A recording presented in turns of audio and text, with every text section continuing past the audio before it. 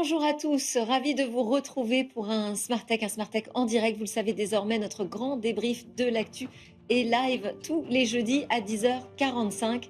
Allez, c'est parti, je vous présente les commentateurs et les sujets juste après le jingle. Le grand débrief de Smart Tech aujourd'hui, j'ai le grand plaisir de retrouver Henri Dagrin. Bonjour Henri. Bonjour Delphine. Délégué général du SIGREF, également Pascal Malotti, directeur de la stratégie chez Valtech. Bonjour, Bonjour Pascal. Delphine. Et nous avons la joie d'accueillir Laure Renoir, qui est la chef du service mobilité chez les numériques. On va pouvoir ensemble débriefer de cette keynote Apple. On va voir ce qu'il y a vraiment de nouveau et d'intéressant à retenir et puis partager nos points de vue différents. On va parler aussi dans ce débrief de Smartech, de Mistral et ASML. Bonne nouvelle européenne, s'il en est quand même. En tout cas, je vous donne déjà mon point de vue rien qu'avec ce titre. Mais on va commencer par une initiative du côté de l'Union européenne qui lance, ça y est, les tests du DSN for EU. C'est un nouveau service de DNS. Alors pour en parler, pour essayer de tout comprendre, de savoir ce qui se passe, on est connecté avec Pierre Bonis. Bonjour Pierre. Vous êtes spécialiste de la gouvernance et de la coopération internationale de l'Internet. Depuis 2017, vous êtes le directeur général de l'AFNIC, qui est l'office d'enregistrement des noms de domaine en .fr et puis aussi des extensions ultramarines. Donc vous allez tout nous dire sur ce DNS for EU. Peut-être rappeler déjà le principe des résolveurs DNS pour tout le monde. Alors, les résolveurs DNS, c'est au fond comme des serveurs de cache qui vont télécharger l'ensemble des informations qui sont sur les serveurs faisant autorité sur Internet. Et c'est par eux que vous passez. En général, ces résolveurs, qui sont souvent opérés par votre fournisseur d'accès à Internet. Et c'est par eux que vous passez quand vous allez essayer d'aller sur un site avec un nom de domaine. Donc, c'est encore une fois, c'est une copie des informations qui sont les informations qui sont publiées par les registres de premier niveau d'Internet, comme l'AFNIC pour le .fr ou pour le .com, etc. On parle d'annuaire, en fait, qui permet de faire des correspondances entre les noms de domaine qu'on tape, qui sont en langage naturel, pratiquement, et les adresses IP des sites Internet. Alors, qu'est-ce qui se passe là au niveau européen? Quelle est l'origine de cette initiative DNS for EU? L'origine de cette initiative, c'est la prise de conscience par la Commission européenne il y a plusieurs années maintenant, il y a 3 ans à peu près, que ces résolveurs dont je vous parlais, qui sont la plupart du temps opérés par vos fournisseurs d'accès, étaient aussi opérés par des grandes entreprises non européennes, Google, Cloudflare, etc., ou même Microsoft avec Azure. Et que la Commission européenne considérait que on risquait d'avoir cette brique essentielle qu'est le DNS, qui risquait d'être de moins en moins européenne, avec des risques potentiels sur la confidentialité et aussi une nouvelle dépendance. Donc ils ont décidé... Pourquoi vous dites de moins en moins? On avait cette dépendance de toute façon. Pourquoi vous dites de moins en moins d'indépendance? Ah non, on l'avait pas. On l'avait pas. Encore une fois, les résolveurs, ils sont opérés par les fournisseurs d'accès. En France, les fournisseurs d'accès, ils sont français. Ouais. Donc, il n'y a pas de dépendance. Oui, mais alors qu'est-ce qui se passe? Pourquoi vous êtes en train de nous dire, en fait, on est en train de basculer sur des résolveurs américains? Pourquoi? Parce qu'il y a un effet du cloud, d'abord, c'est-à-dire que quand vous mettez vos infrastructures dans le cloud, souvent, vous allez utiliser les services DNS de votre opérateur de cloud. Donc, on le voit très bien dans le .fr, parce qu'en fait, les résolveurs viennent nous interroger pour le .fr. Donc, on voit que finalement, il y a une montée en puissance des résolveurs des opérateurs de cloud, d'Amazon, de Google, de Microsoft, etc. Et puis, il y a aussi, ça on le sait moins, mais par exemple l'utilisation des antivirus pour l'utilisateur final, quand il clique sur navigation sécurisée, il va basculer automatiquement sur le résolveur de l'antivirus. Et les antivirus sont souvent des antivirus qui ne sont pas européens.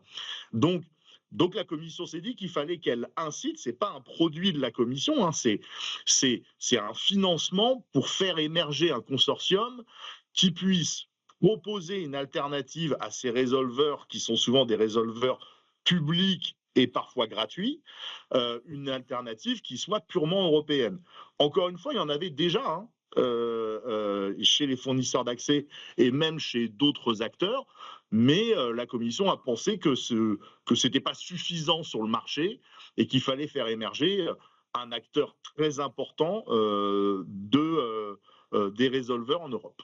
Alors, j'ai vu qu'effectivement, c'était un service public gratuit, mais qu'il y avait aussi une version premium qui était pensée pour les gouvernements, éventuellement pour les entreprises. Vous avez des questions pour Pierre Bonis, qu'on a quand même la chance d'avoir un expert du DNS avec nous. Vous avez des questions sur ce nouveau service DNS, Henri? Oui, parce que pareil, je voulais savoir si l'AFNIC était membre de ce consortium autour du DNS for EU. J'ai cru comprendre que non.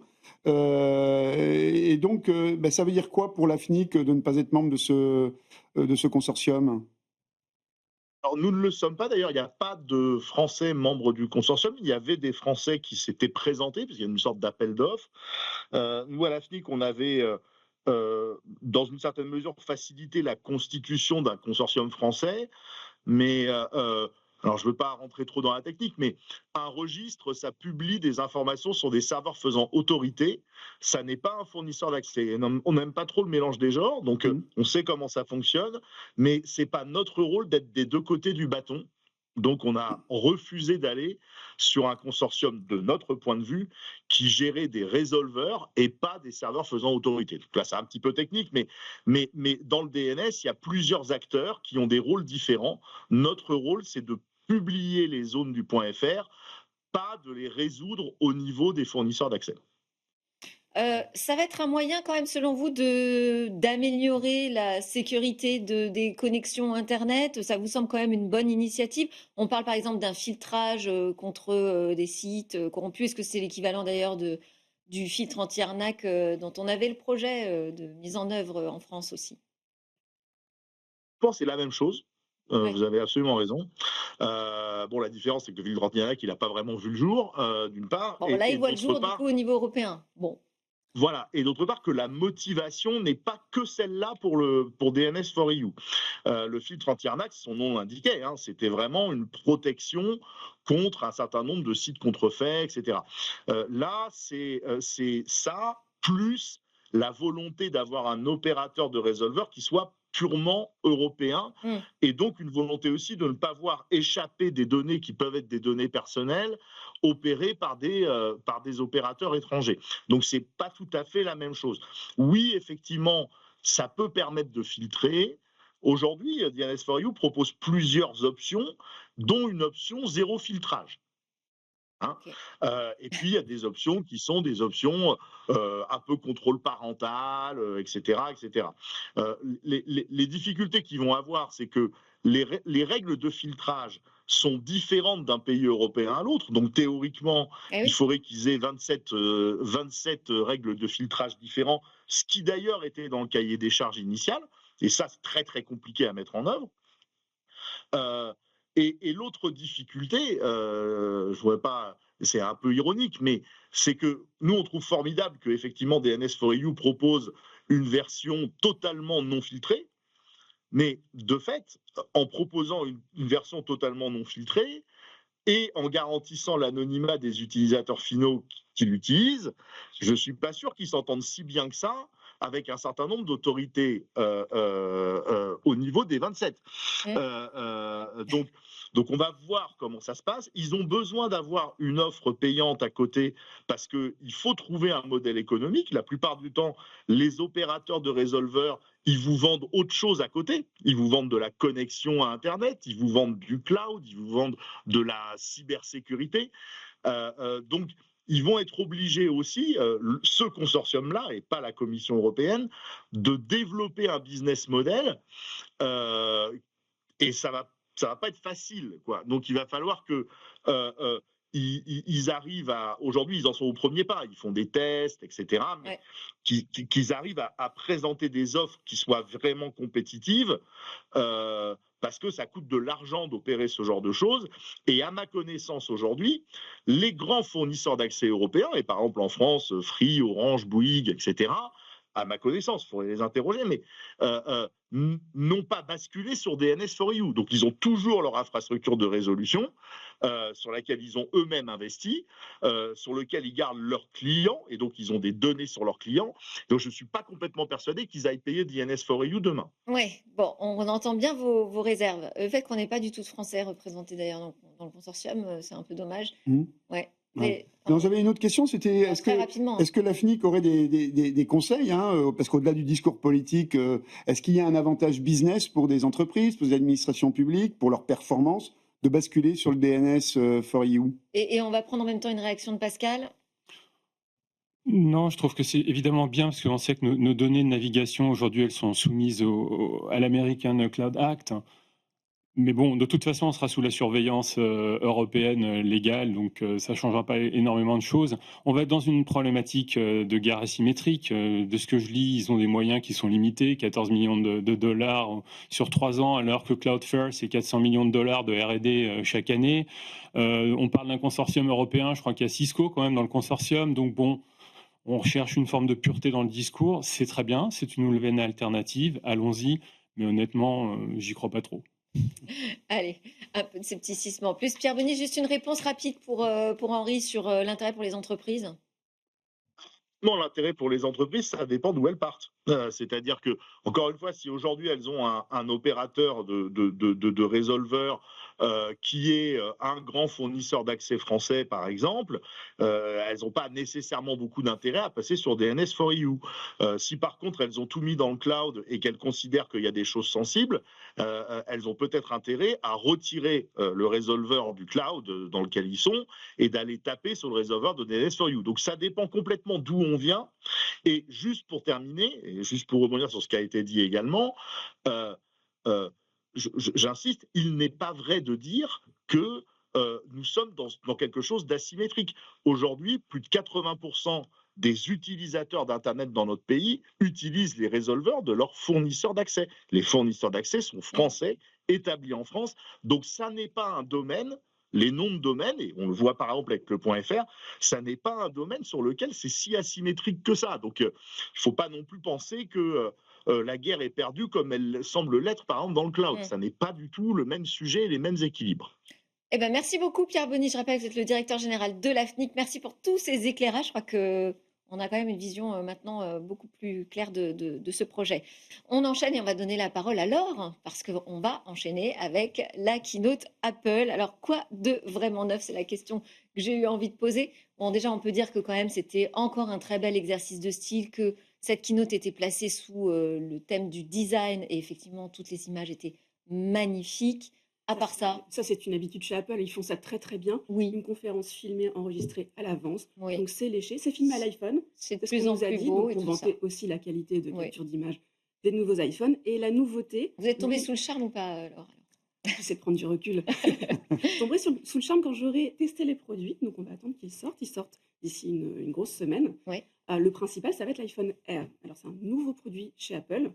On connaissait les MacBook Air, vous en avez peut-être utilisé depuis quelques années. C'est des produits qui sont fins et légers. Et là, tout l'enjeu, c'est d'arriver à miniaturiser ce qu'il y a dans un iPhone habituellement, dans un cadre beaucoup plus fin et beaucoup plus léger. Donc là, Là, les images sont hyper impressionnantes. Je ne sais pas si on va les voir. les voir. Alors, c'est du chiffre, c'est vrai que ça n'évoque pas grand-chose comme ça. On est sur 5,6 mm d'épaisseur pour un iPhone Air. C'est très peu. Une fois qu'on l'a en main, on comprend la différence entre cette épaisseur et 8-9 mm. Ça fait la différence quand on l'a en main. Bon, après, on rajoute tous une coque à notre iPhone et on se retrouve avec un truc lourd et moche. Mais bon. Alors effectivement, c'est un peu le souci avec ce type de design. Il faut que ce soit solide pour éviter d'utiliser une coque qui va complètement alourdir et épaissir le produit. Ils ont présenté un genre de bumper, un truc qu'on met autour, Oui, j'ai vu ça. pour justement éviter d'avoir un produit vraiment très épais et très lourd. Là, on voit aussi. Alors non, là, c'est autre chose. Alors là, c'est une autre version. Oui. Là, c'est un iPhone 17 Ça, c'est Pro le ou Pro. je ne sais pas. Oui. Un pro. Un Pro, qui aussi adopte un nouveau design pour le coup. Alors là, ils ont procédé différemment d'habitude. Vous voyez au dos cette espèce de rectangle au niveau de l'appareil photo. En fait, c'est là qu'Apple a placé tous les composants pour laisser davantage d'espace dans le reste du corps de l'appareil pour mettre une plus grosse batterie. Ouais. Donc, gros enjeu cette année, est-ce qu'on aura une meilleure autonomie? Est-ce que les composants ne vont pas chauffer et justement augmenter la consommation d'énergie au quotidien? Tout ça, Il faudra qu'on le teste pour le savoir. Et l'autre nouveauté, c'est l'eSIM. L'eSIM, oui. Alors, l'eSIM, c'est quoi? C'est une carte SIM dématérialisée. On l'utilise beaucoup quand on voyage notamment, ça permet de prendre une SIM sur un service, Mmh. assez peu onéreux. Voilà, on l'utilise Alors pour les aujourd'hui, il y a des semaines. applications qui Il y a permettent, plein d'applications, voilà, il y a basculer d'une SIM à Airalo, une autre. Olafly, Hugo Mobile, il y en a plein, plein, Ouais. plein qui existent. Donc, à charge de chacun de chercher le plus avantageux pour lui. Et puis les opérateurs, français proposent aussi des versions eSIM des forfaits, traditionnels. Et l'iPhone Air, pour gagner de l'espace aussi, passe à l'eSIM. Donc plus de 100% eSIM. ouais, Ouais. 100 eSIM, donc plus de carte SIM physique. C'est bon à noter parce que quand on change de téléphone, c'est un tout petit peu moins simple que d'enlever sa carte SIM et de la remettre dans un nouveau produit. En revanche, pour les autres, smartphones, les autres iPhones, là, en France, on a toujours, un petit tiroir pour mettre une carte SIM. Des Ça a une réactions? ouais. Oui, pardon, Ça Laure? a une conséquence. Les smartphones qui ont un chariot pour carte SIM Oui. en France et en Europe, eh bien, ils ont une batterie plus petite qu'aux États-Unis où on est en 100% eSIM sur tous Ah! les produits. C'est quand même intéressant à noter. Ah ouais, absolument, intéressant. Une réaction sur, cette keynote que vous avez peut-être suivie en direct ou en décalé, je ne sais pas, Pascal? En direct, Bah oui, sur évidemment. mon iPhone. Oh, très bien. Non, il y a eu 2 surprises. C'est-à-dire que Avec vos AirPods? tout à fait, complètement, dans la rue en plus. OK, donc totale victime. Complètement, assumé. Non, 2 surprises parce que tout fuite à l'avance quand on a, je crois que c'est 2 entreprises qui contribuent à la fabrication, enfin en tout cas à tous les composants qu'il y a dans un iPhone et évidemment la fabrication, l'assemblage par Foxconn. Donc 2 surprises. Un, on s'attendait pas au nom, sur l'iPhone, Ouais. Air. On pensait que ce serait un 17 Air, donc ils le rattachent pas finalement à un nom, un numéro, donc ça veut dire que son cycle de vie potentiellement va être différent comme l'iPhone SE, Mmh. on verra. Et le deuxième point, c'était la traduction simultanée sur les AirPods 3. On Oui. s'y attendait pas. Et c'est super parce que ça, pour le coup, ça va être Star Trek, hein. Alors, c'est un petit on a un Impatiente petit de problème tester dessus parce que ouais, parce que ça Laure? va pas être disponible au lancement en France. Bon, Alors là, c'est vraiment très frustrant. Parmi les langues prises en charge, il y a le français, mais ça va pas fonctionner en Europe. En tout cas, au lancement des produits. Mmh mh. Ça, je On suis faudra inquiète. attendre un peu pour voir comment ça fonctionne, mais c'est vrai que les alors je sais pas, on peut pas parler de démonstration, mais les vidéos qui étaient préparées pour montrer demain comment on interagira, à l'étranger de manière hyper fluide entre 2 personnes qui ont, les mêmes AirPods ou même avec quelqu'un, qui n'est pas du tout, équipé, c'était assez, bluffant et on moi, se c'est dit: la, «On rentre» ouais, c'est Star Trek, on rentre dans une autre dimension oui, là, en termes et de Ah. communication. Ah ouais. c'est la réponse au Google 10 Pixel qui offre le même service sur le terminal, avec la possibilité en plus de pouvoir utiliser sa voix clonée avec de la Gen AI. Ouais. Donc je pense que c'est la réponse directe à cette Et fonctionnalité qui c'est était intégré dans Google Meet. tout à fait, et qui d'ailleurs Oui, était à peu c'était près la seule chose. la première étape avant l'intégration de cette Mmh. fonction qui est de la traduction d'appels, effectivement, Tout à fait. Ouais. en direct, mais dans les appels vocaux, là, sur téléphone, de manière très, très classique. Voilà, Mmh. qui était à Et peu cette près traduction sur les écouteurs, ça arrive de plus en plus souvent maintenant, chez les marques concurrentes. On va le retrouver chez Samsung aussi. C'est la nouvelle étape, Ouais. dans ces écouteurs. Bah, Ce là, on sont se les dit: «On a fonctions en plus. vraiment un cas d'usage intéressant, quoi». oui. Oui. Hyper séduisant. Ce qui m'a aussi marqué, c'est le rapprochement du modèle de base de l'iPhone Pro et là du 17 Pro, c'est-à-dire qu'ils ont mis à peu près technologiquement, généralement, on avait une génération d'écart entre la version de base et le Pro.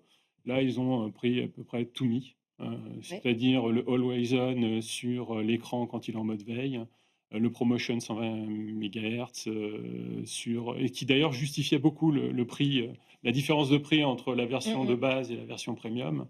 On va dire le Pro, l'Euro ProRes en termes de format d'image, le Center Stage qui permet en fait de prendre en mode portrait un selfie, mais si l'intelligence artificielle reconnaît qu'il y a plusieurs personnages, vous n'avez pas besoin de basculer votre téléphone en mode paysage, en mode portrait, vous pouvez reprendre Ça a grâce au l'air aussi, recadrage. Il y a très beaucoup malin. d'idées. En Ouais. fait, Apple a inauguré quelque chose d'assez nouveau, c'est un capteur, carré.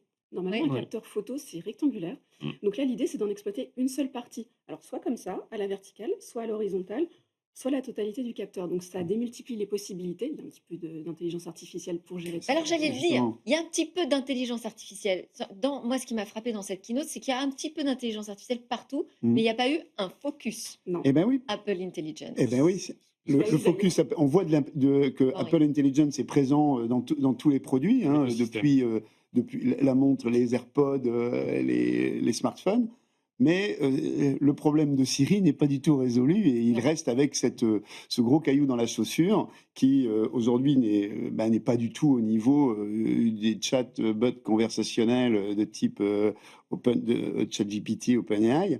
Et je crois que là, il va falloir encore attendre peut-être 6, 8, Mars, avril. 10 mois, Mars, avril.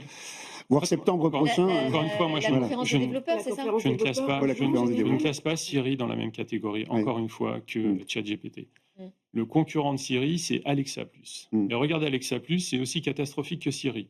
Mm. Apple n'a pas voulu Je sais sortir pas le si c'est un produit. bon argument, mais bon. Ouais. Ah non, mais ça veut dire qu'aujourd'hui, ils sont dans cette problématique de basculer un back-end d'un modèle déterministe en mode machine learning vers un modèle probabiliste en mode Gen AI. Et ils sont tous au même moment, même problématique, Mm. c'est-à-dire que vous lisez les commentaires de Reddit sur Alexa+, ça fait très mal ce que ça faisait bien hier, comme Siri, et ça fait pas bien ce que ça devrait faire demain. Mm. C'est-à-dire que vous lui demandez d'éteindre la lumière, il va éteindre la lumière, et comme il se comporte comme un agent conversationnel, il va vouloir engager la conversation avec vous. Mais c'est pas ce que vous souhaitez. Eh ben, bien sûr. Donc, la différence, c'est qu'Apple, toujours dans cette logique d'être parfait, n'a pas sorti Siri parce qu'il savait qu'il n'était pas prêt, alors qu'Amazon l'a Alors, et sorti donc, sur il une sera prêt communauté pour la d'early adopters. WWDC, c'est ça votre thèse? Ah, moi, j'en suis certain. Ok. Il faut l'espérer en tout cas. Mais c'est vrai que le grand absent, c'était cette thématique durant la conférence.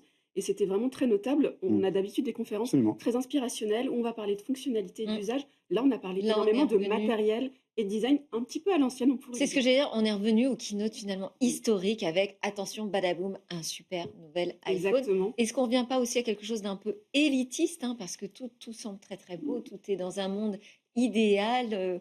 Quand on entre dans une keynote Apple, on entre dans une bulle quand même On est qui n'est pas, totalement dans qui est une pas le bulle. monde Après, réel. c'est Oui, vraiment le positionnement d'Apple. moi, il y avait Ouais. un autre sujet qui m'intéressait, c'était celui du rapport à l'entreprise. Alors, bien sûr, la keynote de rentrée n'est jamais consacrée Très grand public, Henri, oui. et grand public. Logiciel. Mais ce qui est très intéressant, c'est de voir que ça a des conséquences très importantes sur les flottes mobiles, notamment, et l'équipement au sein des entreprises. C'est vrai. Parce qu'on n'est plus dans une relation B2B ou B2C, mais human to human. Et ça, Ouais. c'est assez intéressant avec cette stratégie de consumérisation of IT au sein des entreprises qui est particulièrement, je trouve, notée dans cette keynote. Ok, oui. Juste Parce qu'on n'a choses. plus que 5 minutes pour l'autre sujet. Oui. Très bien. Non, mais la démocratie, on dit que c'est élitisme, mais en réalité, en ayant rapproché le modèle de base du pro, je pense qu'au contraire, c'est une démocratisation des usages Mmh. sur une expérience premium pour l'ensemble de la communauté. Bon, en tout cas, ça fait envie, hein. Franchement, quand on voit les images, on est impatiente, Laure, que vous reveniez avec une Avec les démonstration. produits. Ah bah oui. Exactement. Alors, on va parler de notre autre sujet, c'est ASML qui va devenir l'actionnaire principal de notre pépite dans l'intelligence artificielle, à savoir Mistral. Donc, on a ce géant néerlandais des puces qui investit 1,3 milliard d'euros. Toute cette opération s'inscrit dans une levée de fonds qui va valoriser Mistral à 10 milliards d'euros, nous dit-on, ce qui serait un record en Europe dans l'IA. Moi, j'ai titré, pour vous donner mon point de vue, bonne nouvelle européenne. Est-ce que vous partagez ce point de vue, Henri? Bon, je pense que c'est une bonne nouvelle. En tous les cas, on parlait d'Apple il y a quelques semaines. Il y avait l'éventualité, les rumeurs de rachat de Mistral AI par Apple, justement pour résoudre ces difficultés, ces retards sur l'IA. Donc, ça ne sera pas le cas. Je pense c'est plutôt une bonne nouvelle pour l'économie européenne en tant que telle. Mais ça montre quand même qu'il y a un modèle qui est assez intéressant. En fait, on a dans la chaîne de valeur, on a les deux extrémités. Et est-ce que derrière, on se dit qu'il peut y avoir ensuite une construction d'une verticale depuis les machines qui permettent de graver les processeurs les plus performants jusqu'au développement du code. Et il manque au milieu, allez, en résumant, il manque les fondeurs. En Europe, et il manque des opérateurs du cloud qui soient à l'échelle mondiale, de classe mondiale. Est-ce qu'on rajoute les deux et puis on fait une verticale? Ça aurait du sens. Ah ouais. Et je pense que ça intéresserait beaucoup de monde en Europe, en tous les cas. Laure?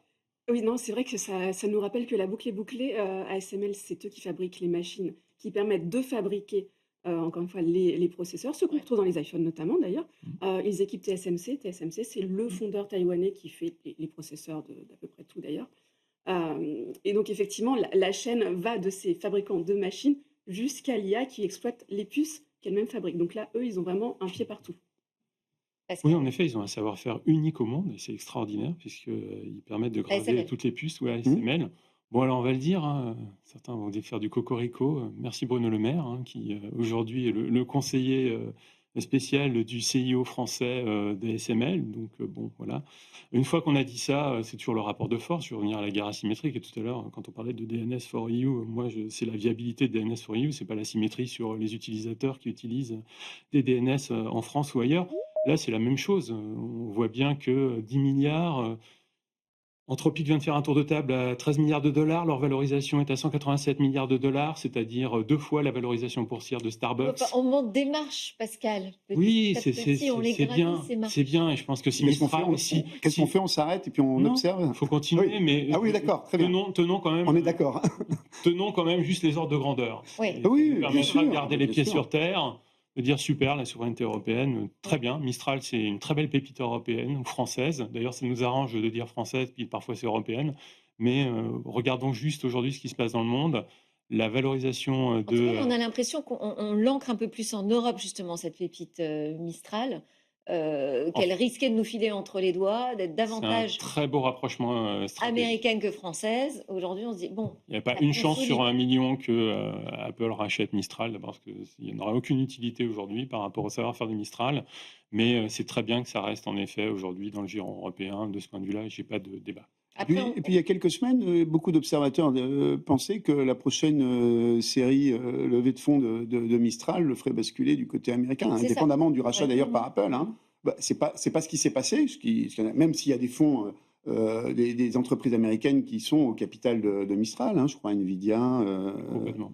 Voilà, Microsoft. donc, Ouais, et puis ça crée, Microsoft, voilà. cette valorisation, si elle va créer de la confiance auprès des grands décideurs qui vont peut-être davantage adopter ces solutions européennes en se disant, bah, finalement, peut-être qu'on peut y arriver à imposer ces solutions aussi, à ouvrir les carnets de commandes dont on parle souvent, hein, que ce façon, soit pour du côté rester- des États ou des grandes entreprises, à ces Européens. Pour rester compétitif, de toute façon, ces LLM sont voraces en investissement, on le sait, notamment Ouais. sur l'apprentissage. Donc, il va falloir continuer à investir dans Mistral s'ils veulent rester dans la course. C'est aussi simple que ça. Ouais. Et après, les fonds peuvent venir de n'importe où. Anthropic ne voulait pas de fonds qui viennent du Moyen-Orient, et là, il y a des fonds dans le Qatar. Merci beaucoup. Laure Renoir était avec nous des numériques, Pascal Malotti de Valtech, Henri Dagrin de Sigref. On était en direct, c'était Smartech. Je vous souhaite une très bonne journée et à très vite. On se retrouve en direct à 10h45 jeudi prochain.